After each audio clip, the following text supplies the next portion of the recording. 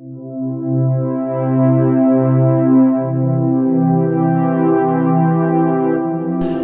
shalom, shalom, je suis Christian Chaud, superviseur général de la communauté Christ Roi Libérateur. Nous nous retrouvons encore une fois aujourd'hui dans le cadre de notre émission hebdomadaire Que ton règne vienne.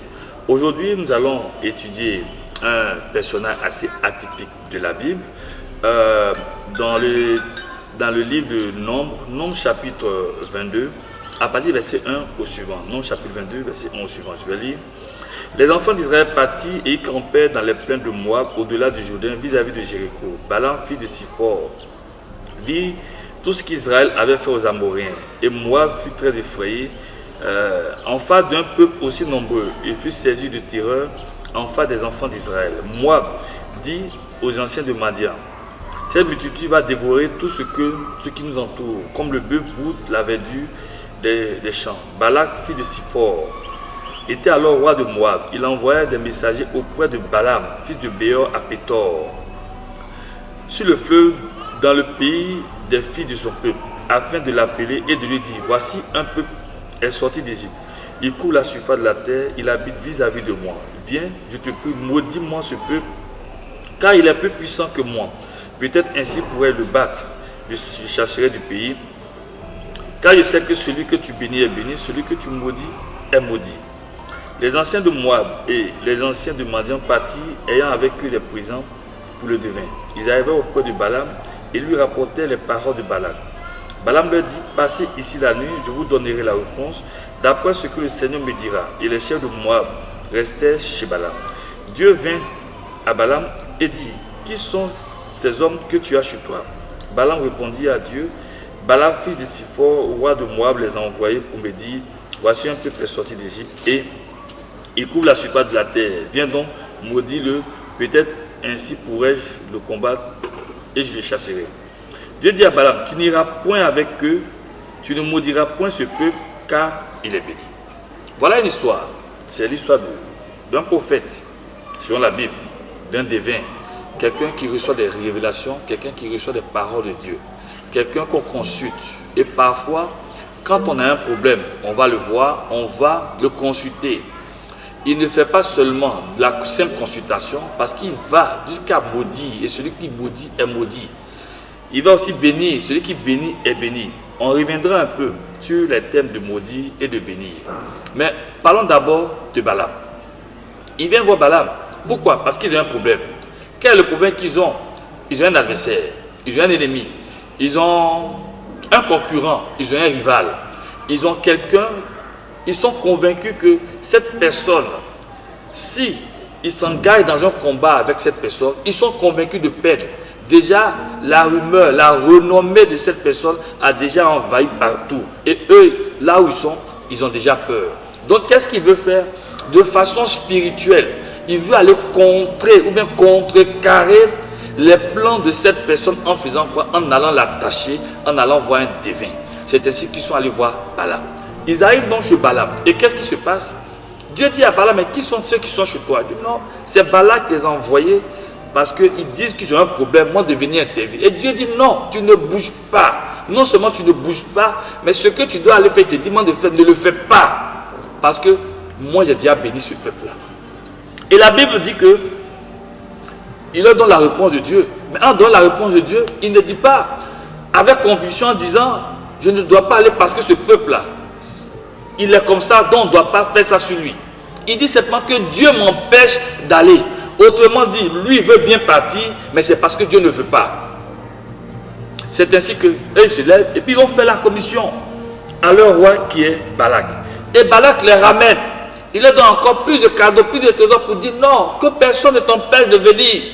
Moi, je vais te donner plus d'argent, je vais te donner de grands biens, des maisons, des voitures, tout ce que tu veux. La seule chose que je veux, ce peuple-là, viens le maudire seulement. Si tu le maudis, c'est tout ce que je te demande.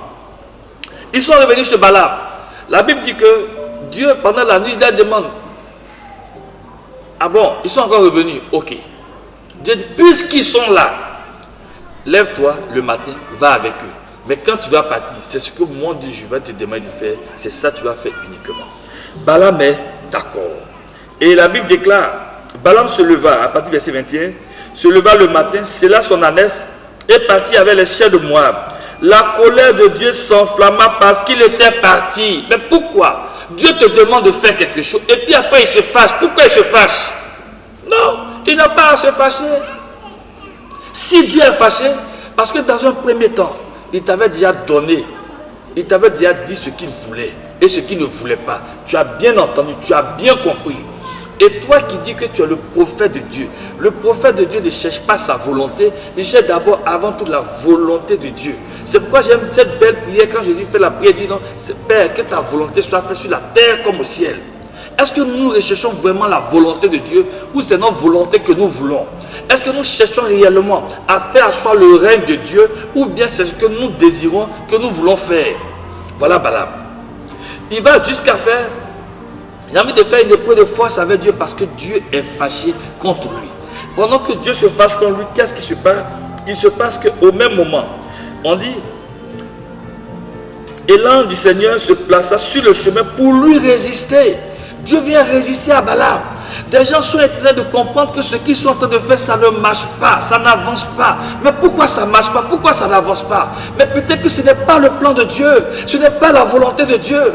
Et tu ne sais pas, tu ne réalises pas, mais peut-être que Dieu est fâché.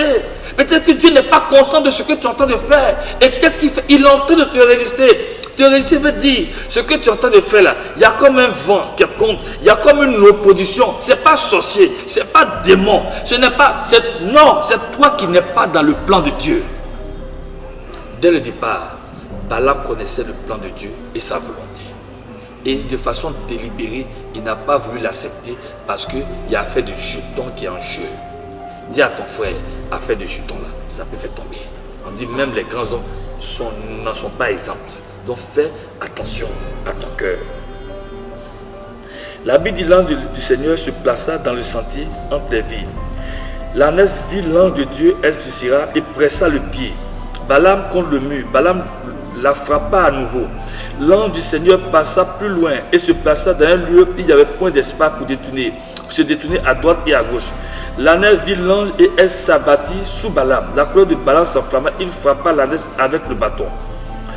Dieu ouvrit la bouche de l'ânesse et elle dit à Balaam, que t'ai-je fait pour que tu m'aies frappé déjà 3 fois? Balaam répondit à l'ânesse, c'est parce que tu t'es moqué de moi. Si j'avais une épée dans la main, je te tuerais à l'instant. L'ânesse dit à Balaam, ne suis pas ton ânesse que tu as de tout temps monté jusqu'à ce jour, elle a l'habitude de faire ainsi.